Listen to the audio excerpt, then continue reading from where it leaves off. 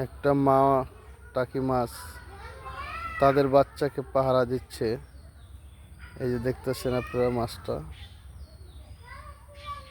সে একেবারে আমার পুকুরের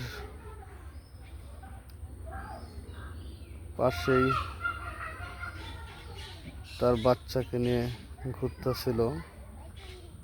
আমি দেখে ভিডিওটা করলাম, আপনারা দেখতে থাকুন।